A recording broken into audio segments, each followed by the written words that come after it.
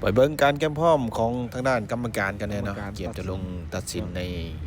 รายการใหญ่เลยล่ะรายการสำคัญการแข่งขันบาสเตะชิงขันพระราชทานนายกรัฐมนตรีเลยตัดสิน 2025-2026 ฮอบซี อยู่ที่ ว่ สนามกีฬาแขวง อ๋อ จำปาสักเนาะ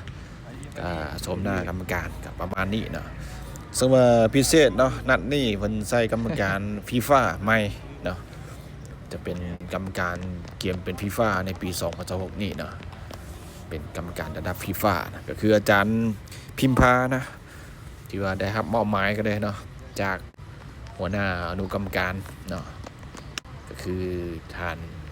ไซประเสริฐเนาะเพิ่นก็มาซ้อมตั้งแต่เช้ามืดเลยเนาะในมื้อนี้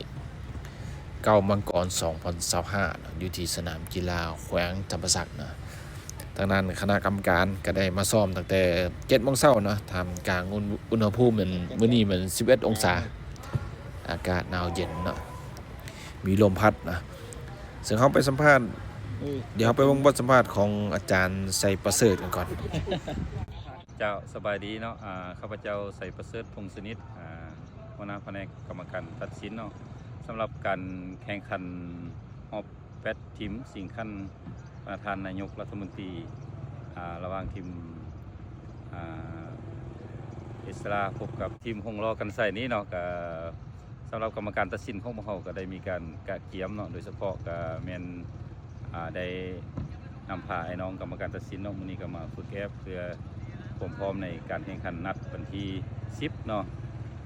ถือว่านัดนี้ก็เป็นนัดสำคัญเนาะเพราะว่าทาง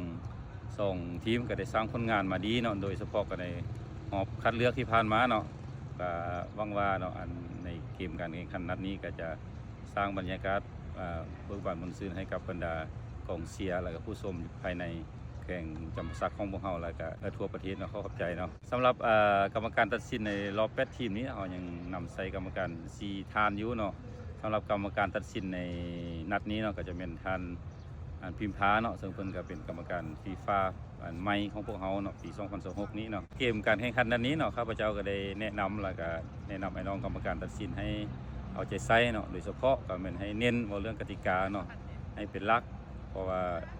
ทุกๆเกมการแข่งขันมันก็บ่คือกันเนาะจังซั่นการบริหารจัดการเกมนี่มันขึ้นกับกรรมการตัดสินเนาะการให้บัตรเหลืองบัตรแดงตัวนี้ก็จะให้มันถูกต้องเนาะแล้วก็ให้มันแม่นยำที่สุดเนาะเพื่อปราศจากปัญหาต่างๆที่จะเกิดขึ้นเนาะโดยเฉพาะก็เป็นความผิดพลาดของกรรมการแหละอยากให้มันนัดนี้ให้มันออกมาดีที่สุดเนาะขอบใจเนาะสุดท้ายนี้นะก็ขอฝากบรรดาแฟนบาสเนาะที่อยู่ในแข่งจำปาสักของพวกเขาแล้วก็ทั่วประเทศเนาะให้